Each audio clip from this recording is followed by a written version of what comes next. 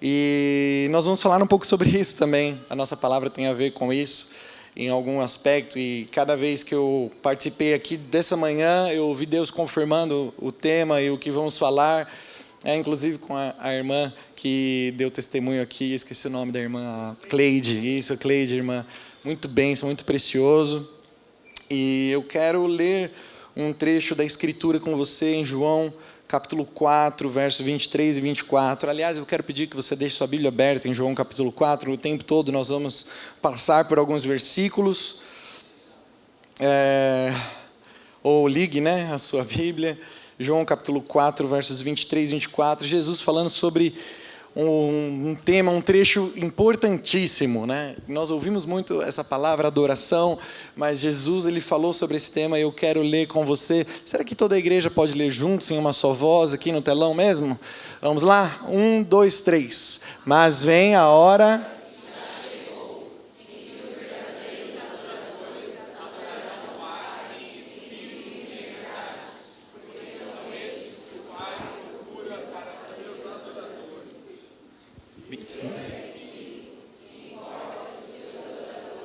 O adorem em espírito e em verdade. Diga, em espírito e em verdade.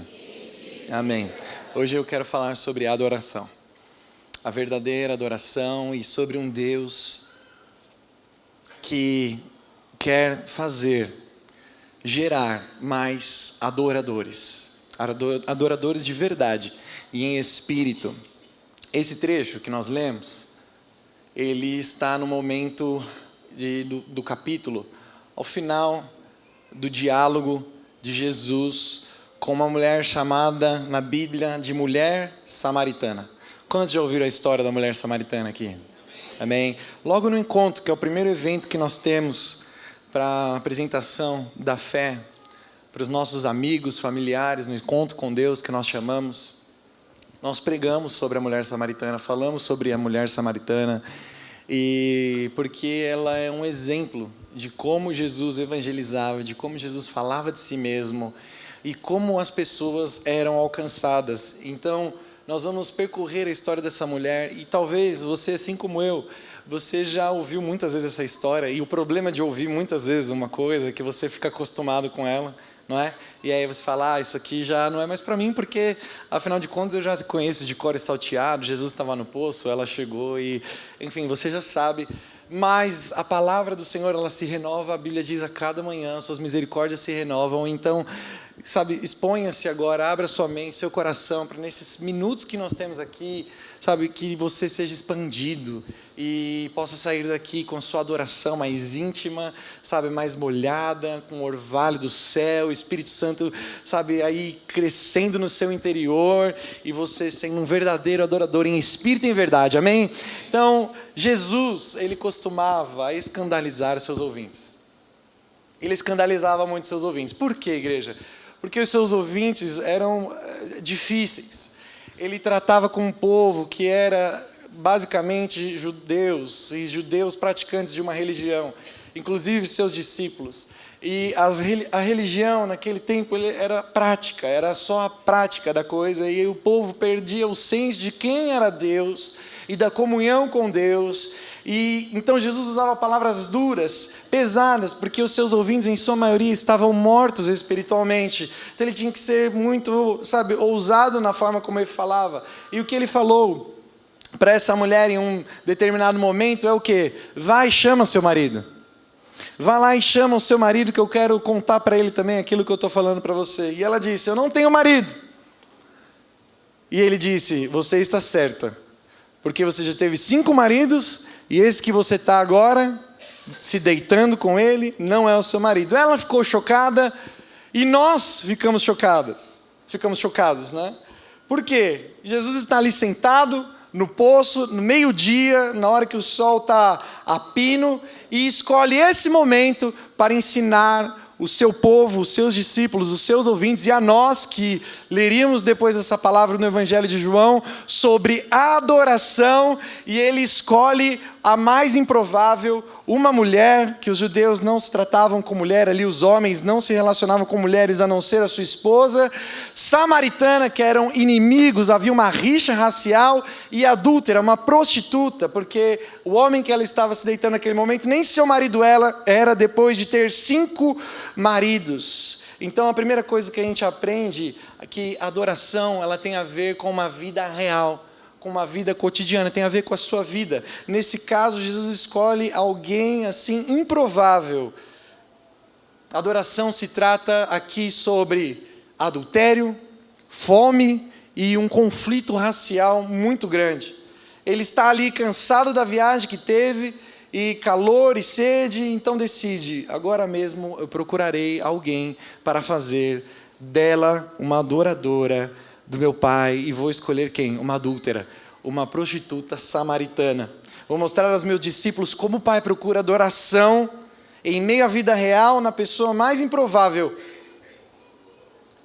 O pai busca verdadeiros adoradores, e a seara é grande e os campos estão brancos, e existe uma seara para ser colhida no meio das prostitutas, no meio dos homossexuais, no meio dos mendigos. Existe uma seara muito grande para ser colhida. O trecho inicial dessa palavra, lá em João 4, 4-6, eu quero que você acompanhe aí a leitura, o versículos 4-6 diz: era-lhe necessário atravessar a província de Samaria, chegou, pois, a uma cidade samaritana chamada Sicar, perto das terras de Jacó, que Jacó dera a seu filho José. Estava ali a fonte de Jacó. Cansado da viagem, assentara-se Jesus à fonte por volta da hora sexta. Então, os samaritanos, irmãos, eram um povo que tinha sobrado do povo de Israel do norte. Os nobres, as pessoas mais importantes, tinham sido levadas no exílio. Lá no Antigo Testamento essa história se encontra. E como a elite do país saiu, esse povo que ficou, que era um povo mais simples, eles se misturaram com os outros povos em redor, e o que houve? Uma mistura. Quando os judeus voltaram do exílio, existia um outro grupo de judeus ali que para eles não eram mais judeus, porque era um povo misturado com outras raças. Então os judeus e os samaritanos não se bicavam por conta disso, eles não se relacionavam, e os judeus odiavam os samaritanos porque eles tinham traído a raça que Deus havia escolhido para representar aqui na terra. E ela fica perplexa, porque os samaritanos também rejeitavam o Antigo Testamento, rejeitavam os escritos dos profetas. O único escrito que eles tinham era o Pentateuco, os 5 primeiros livros da nossa Bíblia, que vai de Gênesis a Deuteronômio, e ainda era uma versão atualizada, revista atualizada, mexida, era a própria versão deles. E aí Jesus, sabendo de tudo isso, continua essa conversa, não ligando na verdade para essa questão de conflito racial e por ela ser uma mulher, e ela ficou perplexa e disse a ele no verso 9, como sendo tu judeu, pedes de beber a mim, que sou mulher samaritana. E aí diz aí, porque os judeus não se dão com os samaritanos. E Jesus não liga para essa questão, e ele eleva o nível da conversa. No verso 10 ele diz: se conheceras o dom de Deus, e quem é o que te pede, dá-me de beber. O que diz aí? Tu lhe pedirias, e ele te daria o quê? Água viva. Aí o que o surpreendente é que Jesus, não é o fato assim de ele estar precisando beber água agora, mas é que ele tinha uma água que era viva, segundo ele era o próprio dom de Deus, e ela não pede isso a ele inicialmente, não é verdade? E isso surpreende a gente, porque Jesus tem uma água que ela não poderia tirar do poço. Ele dizia de si mesmo: eu sou o dom de Deus, e aquilo que eu posso te dar não é essa água aqui que você vai tirar do poço, é uma água viva.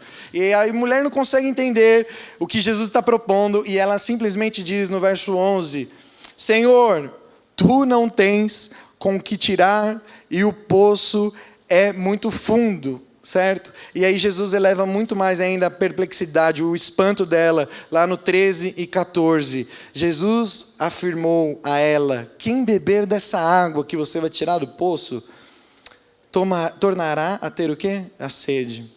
Aquele, porém, que beber da água que eu lhe der, nunca mais terá sede. Pelo contrário, a água que eu lhe der será nele uma fonte a jorrar para a vida eterna. E aí o que surpreende agora não é que Jesus não tem um balde para tirar a água, né?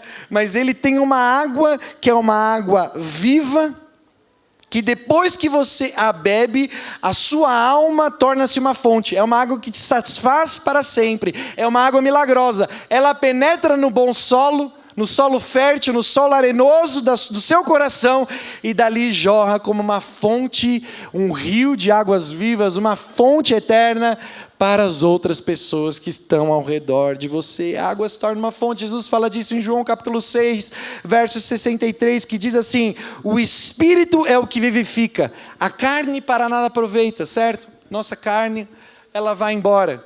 O seu tempo aqui, o meu, é limitado, nós temos um tempo curto de vida. E ele diz: a carne para nada aproveita, as palavras que eu vos tenho dito são espírito e são vida. E o paralelo mais próximo dessa figura da alma, que se torna essa fonte, está lá em João 7, 37 ao 39. Se alguém tem sede, você conhece esse texto, se alguém tem sede, vem a mim e beba, venha a mim e beba. Quem crer em mim, como diz a Escritura, do seu interior fluirão o quê? Rios de água viva.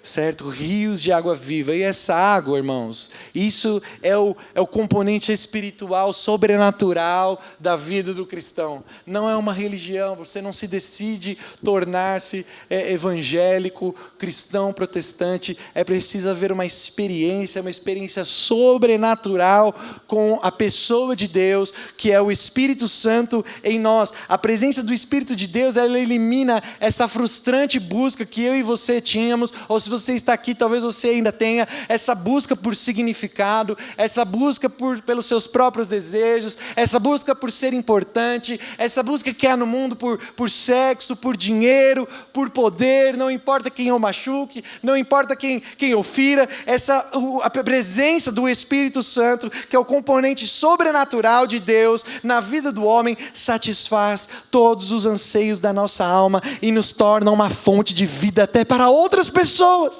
Nenhuma outra religião, nada mais é como a presença do Espírito Santo, e nenhuma outra religião se prega isso, que a própria divindade vem habitar dentro de pessoas imperfeitas como eu e você.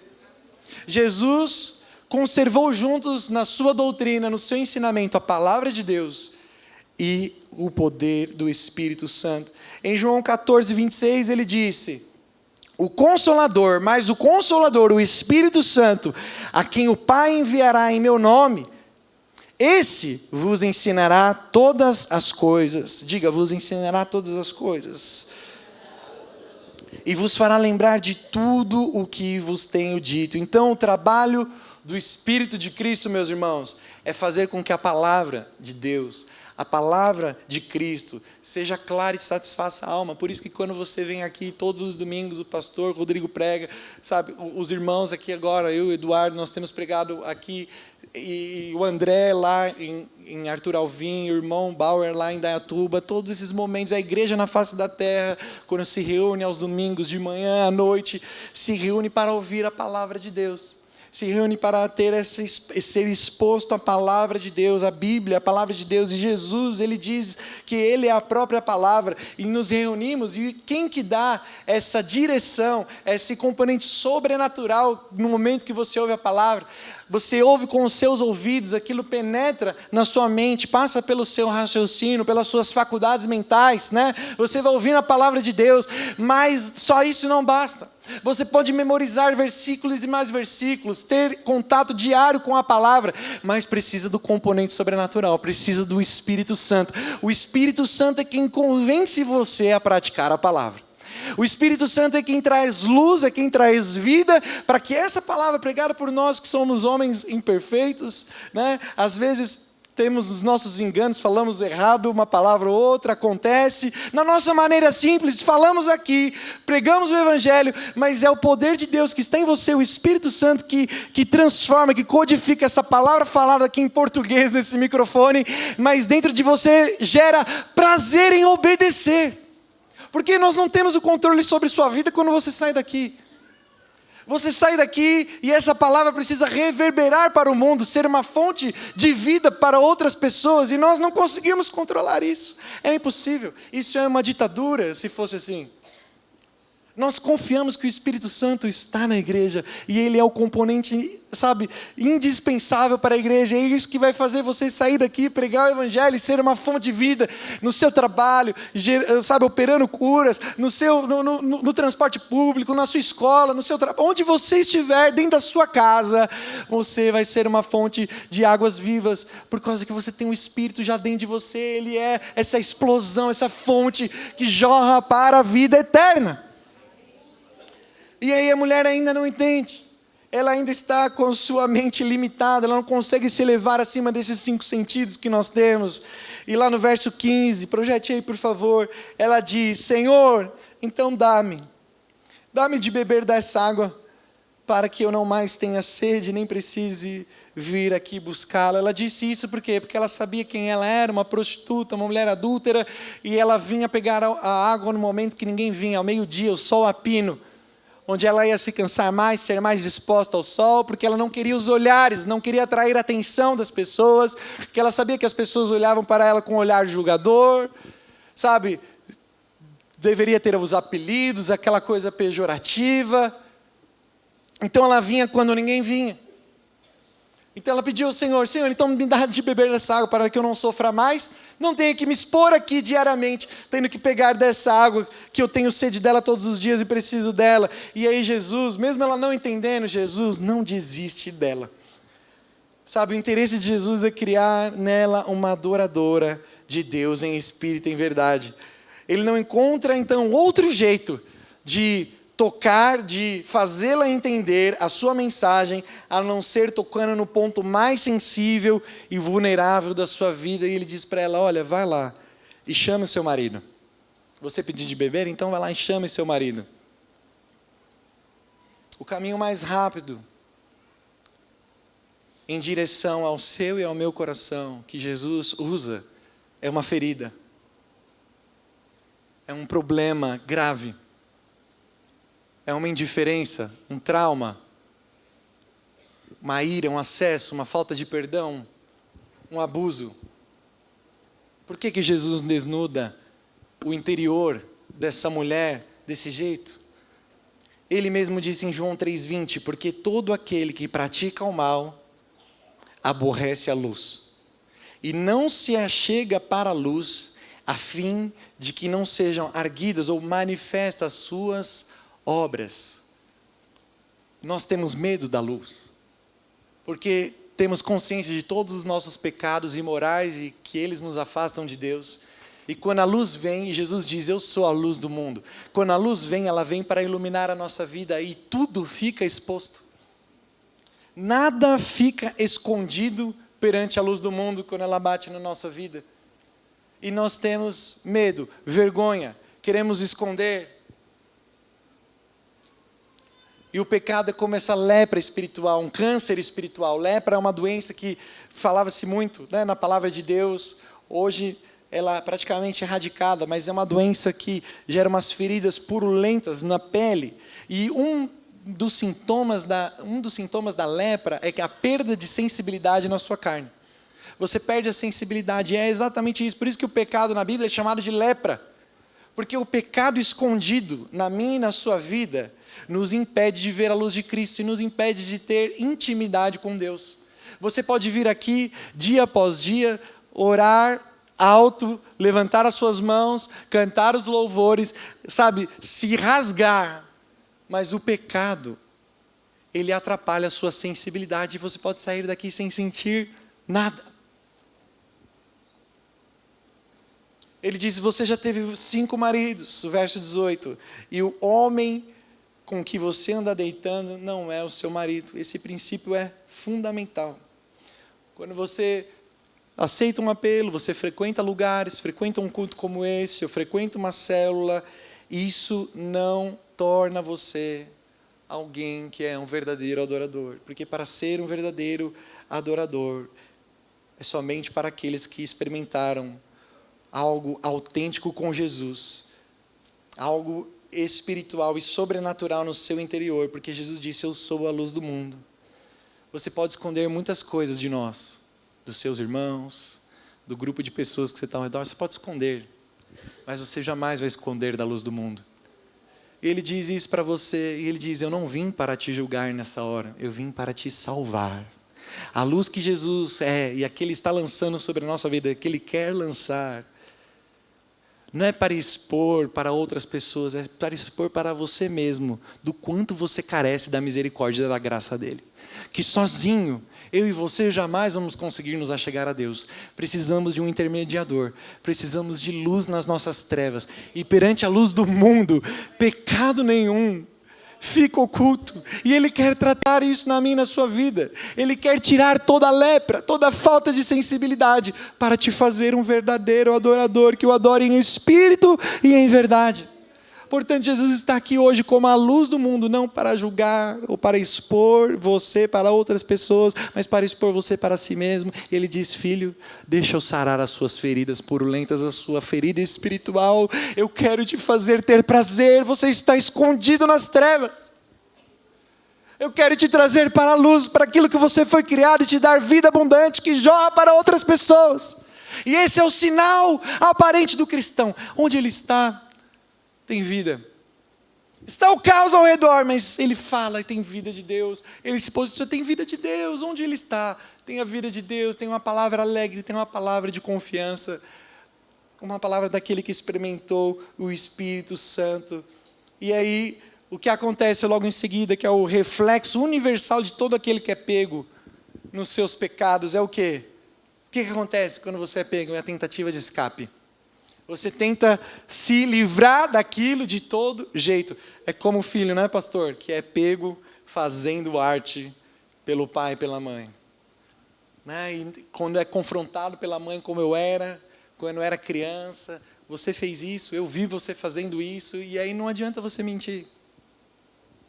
E tem gente que ainda assim faz. É como aquele animal que foi pego na armadilha, e se ele puder, ele arranca a própria perna para sair com vida. Assim é o pecador, que é pego no seu pecado, ele faz de tudo. Ele muda o sentido racional das coisas, conta uma mentira maior ainda, inverte os seus próprios valores para não ser tratado.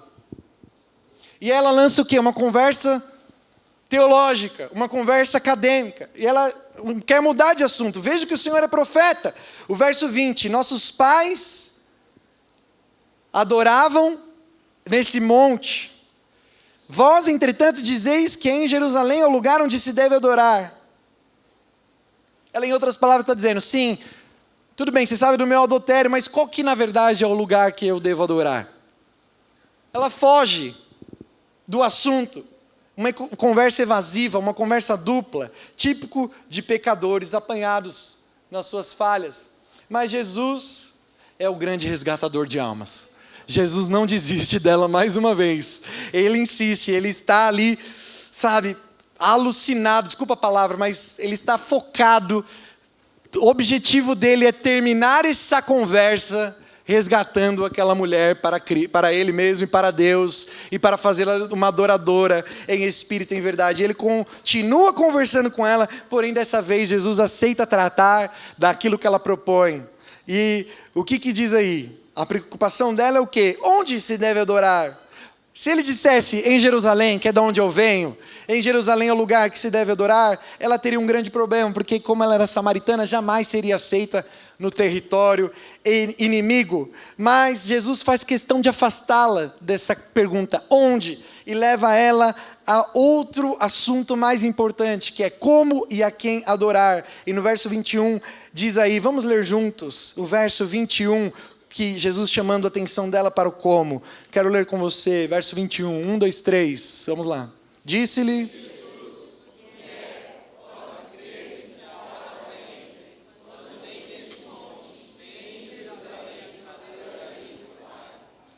em outras palavras não se deixe levar por essas controvérsias teológicas, doutrinárias, que não vão te levar a lugar nenhum. É possível você adorar a Deus em vão, tanto em Jerusalém, quanto em Samaria. É possível não adorar a Deus de verdade. em qualquer lugar, porque em Isaías 29:13 o próprio Deus diz através da boca do seu profeta Isaías: este povo se aproxima de mim e com sua boca e com seus lábios me honra, mas o seu coração está longe de mim. É uma questão de coração. Deus não está preocupado com o onde. Se é aqui, se é na sua casa, onde for, não é o mais importante. Ele está preocupado em como e a quem você adora. Jesus estava em território inimigo. E você pode falar que ele não estava adorando a Deus? Jesus não adorava a Deus o tempo todo. Ele era o próprio Deus encarnado. Jesus estava com uma prostituta, conversando com ela ao meio-dia num poço. Você não pode dizer que ele não estava adorando a Deus com suas palavras? Em seguida, aí, o que acontece? Jesus volta a atenção dela para a quem? Vamos lá, verso 22, o que diz? Vós adorais o que não conheceis. Nós adoramos o que conhecemos, porque a salvação vem dos judeus. Aqui são palavras duras. Jesus escandaliza ela uma vez dizendo: você adora errado, porque você adora aquilo que você não conhece. Os samaritanos rejeitavam o Antigo Testamento. Se eles rejeitavam o Antigo Testamento, eles rejeitavam as profecias de um Messias, que foi profetizado lá no Gênesis e por todos outros profetas que vieram depois de Moisés. Eles também tinham essa versão alterada da palavra de Deus. O seu conhecimento sobre Deus era deficiente, por isso a adoração dos samaritanos era deficiente. E nós podemos ter aqui uma adoração também deficiente, porque adoramos, cantamos, falamos palavras a quem não conhecemos. Importa conhecimento, eu estou falando de sabedoria. Como disse a nossa irmã Cleide aqui, essa palavra é exatamente o que eu quero, aperfeiçoou aqui a palavra, a irmã contribuiu demais. A fé que é inteligente. A fé que é inteligente, que pensa, quem é Deus? Quais são as suas características, o que Ele é, como que Ele marcou a história. Eu sou um fanático religioso, que dá glória, glória, glória, que ora em línguas, que sabe, que de domingo está reunido num lugar, mas que não é vida eterna, ou não gera vida aos outros que estão ao meu redor. É um frequentador de culto. Não conhece o Deus de Abraão, Isaque e Jacó e todas as suas maravilhas que fez. Não conhece a sua santidade. Como cantamos aqui, Ele é um Deus santo, santo, santo. Isso me faz e deve fazer você tremer e temer perante Ele. De ser um pecador, alguém que se achega diante de Deus com mãos impuras e lábios impuros e pés sujos, mas que através do seu amor e graça em Jesus Cristo pode se achegar com confiança. E aqui é outra questão: você conhece Jesus? Você teve a experiência de amor, de entender que você merecia a justiça de Deus, o juízo de Deus por ser pecador, mas Ele fez o seu próprio Filho justiça para que eu e você tivéssemos acesso a Ele e a vida eterna. Você conhece a sua graça, que é essa troca absurda de eu troco um pecador por um único justo para morrer a morte mais violenta e vergonhosa que já existiu. É esse Jesus que adoramos. É uma fé, sabe, racional, que pensa, que conhece. Eu conheço Deus, eu sei quem Ele é, eu sei o que Ele fez por mim. Como e quem que é o crucial da questão da adoração, irmãos, e não onde é o lugar. A adoração precisa se apoiar nessa percepção correta de quem é Deus. É preciso espírito e é preciso verdade. Diga, é preciso espírito e é preciso verdade. E aí ele diz no verso 23 do texto que lemos: mas vem, samaritana, a hora, e já chegou, em que os verdadeiros adoradores não vão adorar nem em Samaria, nem em Jerusalém, mas os verdadeiros adoradores adorarão ao Pai em espírito e em verdade, porque são estes o que o Pai procura para seus adoradores. A palavra espírito aqui está em E minúsculo. Que quer dizer o quê? O espírito do homem. E não está falando aqui do Espírito de Deus, embora nós já tenhamos falado aqui do Espírito de Deus. Sabe, adorar em espírito é ao contrário de você adorar de maneiras externas aqui, somente aquela forma como nós vemos. Somente com palavras ou com ações corporais, né, com expressões vocais. A adoração precisa ter coração, precisa ter cabeça, sabe? Ela tem que envolver as suas emoções e os seus pensamentos por inteiro.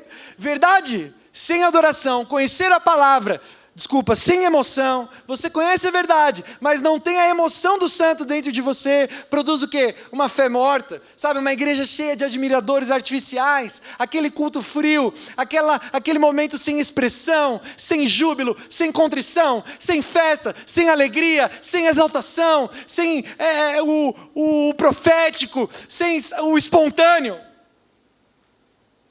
Como nós vemos em muitos lugares. Por outro lado, a emoção, sabe, o espiritual, essa êxtase sem a verdade, produz o quê? Agitação vazia e cria crentes superficiais.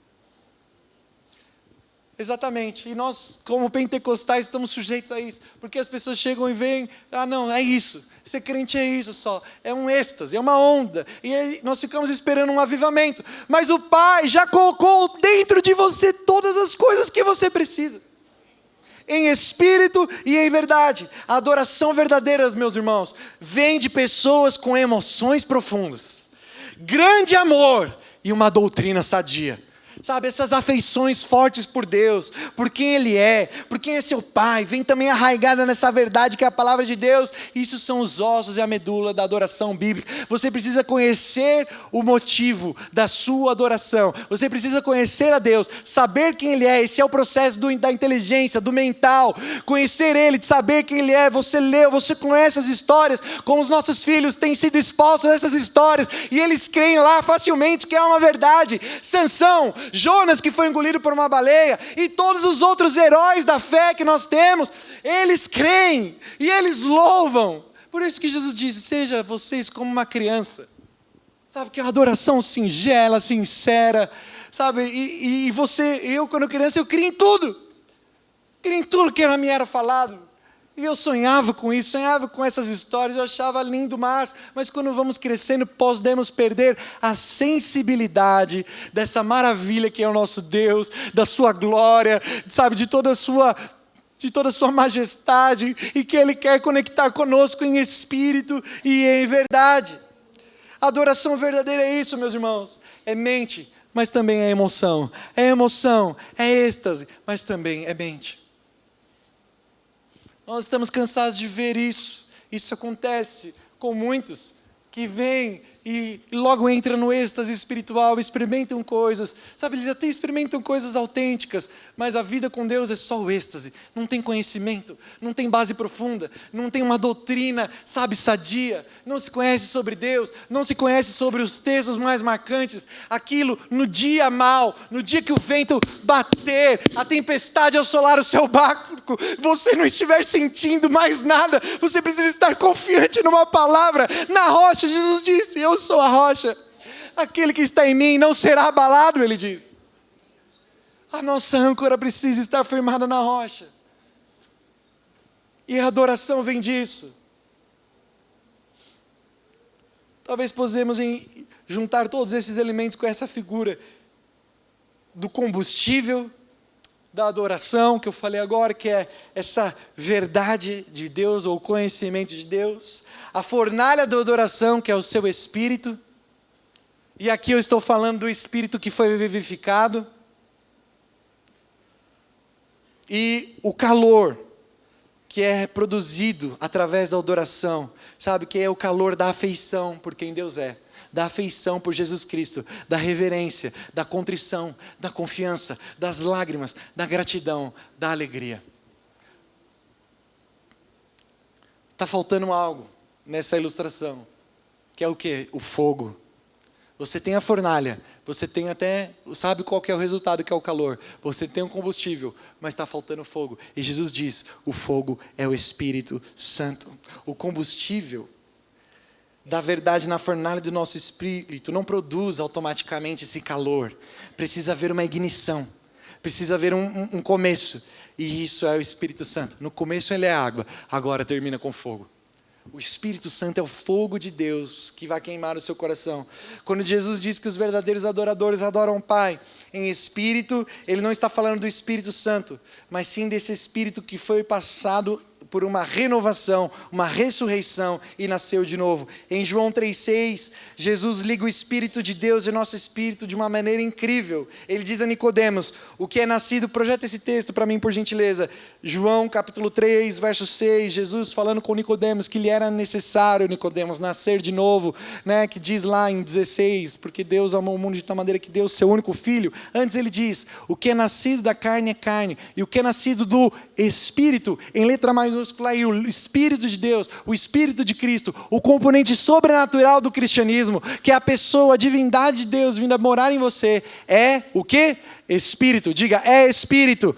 É Espírito aí com letra minúscula. Se você não passar pelo reavivamento espiritual da salvação e a experiência com Cristo, a experiência com o Espírito, que é a pessoa de Deus morando dentro de você, se não houver essa experiência, aquilo que você tem no seu interior não dá nem para chamar de Espírito. Que a Bíblia diz que está morto. Estamos mortos nos nossos pecados e delitos. Não sentimos. Enquanto o Espírito Santo não avivar o nosso espírito que estava morto por esse pecado original, com a chama da vida, com essa chama que causa contrição, arrependimento pelos pecados, o desejo de uma nova história, sabe, que vem pelo conhecimento do Evangelho, que existe uma esperança após morte, que nós acabamos de ouvir aqui, a dona Norma se foi, mas sabemos que o lugar que ela está agora é muito melhor do que o que nós estamos nesse exato momento. Se ela confessou a Jesus Cristo como seu Salvador, apenas crer, a Bíblia diz, receberá a salvação, ela recebeu a salvação, ela está agora com o Pai. Quando Jesus diz que só é possível adorar ao Pai em espírito, aqui o sentido tem a ver com aqueles que tem o seu interior ativados. As coisas desse mundo já não te satisfazem mais. Ou se você está lá, procurando essas coisas, você sabe que lá não é o seu lugar. Que podem ter filhos que estão nessa condição. Sabe, você teve uma experiência com o Espírito Santo de Deus, mas você está como filho pródigo, comendo as bolotas desse mundo, comendo a sujeira desse mundo. Mas vou te falar, nada mais vai satisfazer como o próprio Espírito, a divindade, exercendo dentro de você essa fonte. Foi para isso que você foi criado. Foi para isso, não tem outro objetivo. Por que estamos aqui? É a grande pergunta da humanidade. Qual que é o sentido da vida? E o cristão, ele tem a resposta. A resposta não satisfaz esse mundo. Não satisfaz a mente humana que quer conhecer o onde, o como, o porquê e o que aconteceu. Eles não se satisfazem com isso, porque o homem foi criado para conter Deus e adorá-lo. Foi para isso que eu e você fomos criados. Isso pode ofender muitos de nós, mas o que está lá no Apocalipse? Qual que é a visão que João teve? Uma multidão, um mar de gente, os santos de todas as épocas, de todas as eras, e nós estaremos lá, adorando dia e noite ao Cordeiro e ao Leão, o Cordeiro que foi morto e o Leão que ressuscitou, o Leão da tribo de Judá, que virá e vencerá Satanás de uma vez por todas, e nós habitaremos com ele para sempre, adorando. Essa é a nossa esperança. Agora, e você, a gente pode completar a figura. O combustível da adoração é o quê? É a visão correta sobre Deus. O combustível da sua adoração é o conhecimento de Deus. Conheça-se, prossiga em conhecer ao Senhor.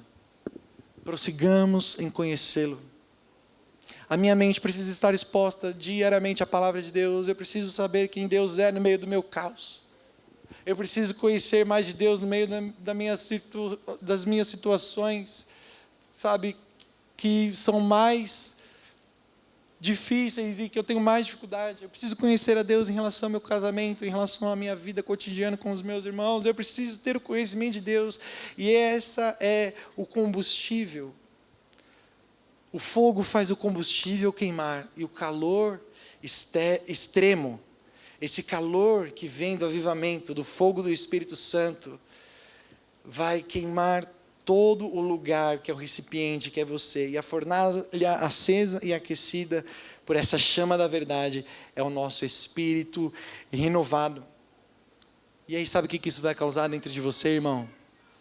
Todas as ações externas de louvor e adoração. Todas as ações externas de fluir como um rio de águas vivas para aqueles que estão ao seu redor.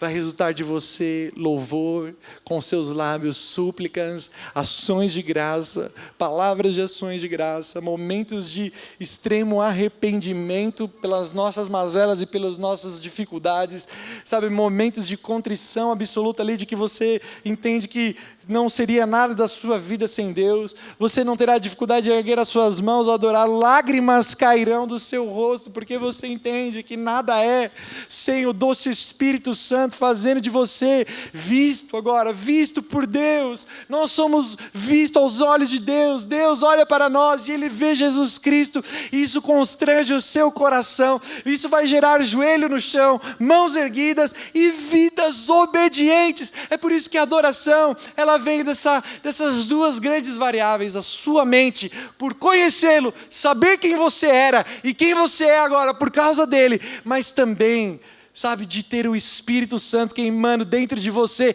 em espírito e em verdade, e a sua vida se rasga por completo diante dele, e gera emoções, ações de graça, júbilo, você salta de alegria na presença de Deus, porque você tem esse componente da verdade e do Espírito habitando dentro de você. Isso é fundamental, isso é fundamental. A minha tristeza é não ver todos nós vivendo esse mesmo ambiente, essa mesma realidade. O verdadeiro e o perfeito louvor, irmãos, não vem de uma baita equipe aqui, sabe, como os irmãos são tão amados e tão preciosos, estudaram, se dedicaram, não vem, nós não somos isso, nós não somos uma equipe de adoração. A igreja é essa casa, essa comunidade de verdadeiros adoradores. Não somos nós, somos aqui que estão subindo nessa plataforma, somos todos nós. Todos nós louvamos, nós somos apenas facilitador de uma melodia, de uma harmonia, queremos fazer o melhor, mas todos nós, poderia ser sem instrumento nenhum, podemos levantar ao Senhor, sabe, dizer a Ele com todo louvor, com toda a súplica, ações de graça, corações rasgados, lágrimas nos olhos, júbilo nos nossos lábios, que Ele é Deus, que Ele é santo, que Ele é digno de todo louvor. Aleluia! Não viva a sua vida sem conhecer a verdade e sem o êxtase espiritual que vem apenas pela chama, fogo, o batismo desse fogo do Espírito Santo. Não viva seus dias assim. Existe mente, fé inteligente, existe o que também? O espiritual e sobrenatural. Existe o êxtase, e você foi criado para isso. Nós cantamos: para te adorar eu vivo, para te adorar eu vivo, só para te adorar, sabe? É exatamente para isso que você vive. Não tem outra coisa que é o nosso propósito de vida, e é assim que nos encontramos em Apocalipse. É para te adorar, para te adorar, é para te adorar, sabe? E Deus criou você para ter prazer na adoração. Se a adoração hoje não é um prazer para você, se você não consegue sentir o que o outro sente, eu te dei um guia. Nós caminhamos pela história da mulher samaritana. E o que termina? Como que termina a história da mulher samaritana? Ela indo ao seu povoado, contando a todos eles: olha, eu descobri um homem que tem revelado tudo o que tem acontecido na minha vida. Jesus passou 2 dias ali, e houve manifestação do poder, e as pessoas começaram a crer que ele era o Filho de Deus. Muitos creram aquilo que os judeus que tinham a Bíblia verdadeira lá, o Antigo Testamento, muitos samaritanos creram, e muitos judeus se perderam por verem Jesus. Mais uma pessoa que causou um motim, mas os samaritanos creram, porque aquela mulher gerou dela aquela verdade que ela acolheu no seu coração, o encontro com a verdade, o encontro com o Espírito ali, nas palavras de Jesus, deram a ela autoridade para testemunhar ao seu povo. Por isso que o testemunho é tão importante, testemunhar ao seu povo. E todos eles vieram e converteram a mente. Jesus alcançou eles e todos foram salvos ali. houve salvação. E é isso que vai acontecer conosco. Uma adoração genuína vai atrair pessoas para serem salvas. Você e eu não temos todas as respostas, mas nós temos o Espírito Santo e a verdade de quem Cristo é. Ele é a rocha, Ele é o firme fundamento da nossa fé e Ele tem poder. Deus vai usar você para curar enfermos, Deus vai usar você em palavras de profecia, Deus vai usar você em palavras de sabedoria, Deus pode usar você para expulsar demônios, porque você crê que o seu nome está nos céus. E você sabe que Ele é o único digno de louvor e adoração. Deus criou você, amado, para ter prazer nisso tudo. Se você não tem prazer, falta verdade, falta conhecer quem é, falta lembrar da sua história. O diabo está te cegando. Se não tem um componente do espírito, o êxtase espiritual, talvez seja só conhecimento vazio que você tem. É uma junção dos dois. É algo que flui dentro de você, que faz você uma bomba espiritual. Que faz de você uma pessoa que vai alcançar pessoas que você nem imagina.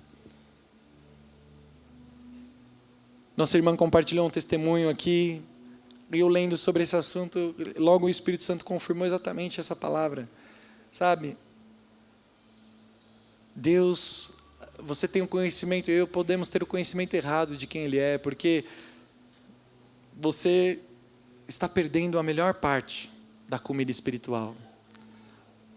Como ela disse lá, a comida que ela mais gostava de comer, mas não podia, né? O torresmo, é uma delícia, não é? Com feijoada, é uma delícia, eu amo torresmo. O sabor da gordura, seja qual for, né? Você pode ver a criança, não come arroz e feijão, mas batata frita, frango frito, não é? Por quê? Porque a gordura tem esse poder. Ela cai na nossa língua e é uma explosão de sabor. Sim ou não? É uma explosão de sabor dentro de você. Por que você acha que Deus te deu essas papilas degustativas? Por que você acha que Deus te deu o prazer que você tem quando alguém conta alguma coisa engraçada, você dá uma gargalhada? Por que Deus te deu essas manifestações de emoção, que às vezes você pode estar jogando, todas elas focadas talvez, sei lá, num time de futebol, e quando você vê aquilo, o seu time jogando, você explode dentro de você de alegria quando você vê o gol marcado, mas perante Deus você não dá um brado de vitória, uma lágrima de gratidão pelo que Ele fez na sua vida. Deus te criou para ter prazer na comida, ao ver coisas. Deus te criou para te dar prazer no sexo. Ele criou essas coisas. O orgasmo, desculpa aqui os puritanos, espiritual é adoração. Quando você sente esse êxtase fundamentado na verdade de quem Jesus é, você é levado, parece que você saiu da terra. É como aquele cântico que as irmãs cantavam na época que eu era criança. Eu não sei se foi o céu que subiu, se a igreja subiu, se o céu desceu. Só sei que está cheio de anjos de Deus, pois o próprio Deus está aqui. É isso, igreja. É isso. Essa é a palavra de Deus para nós hoje. Quero orar com você. Sabe, está faltando prazer, está faltando conhecer Deus. Porque Ele te criou para dar prazer, irmãos. A adoração é para ser esse torresmo espiritual nos seus lábios. Essa coisa gostosa.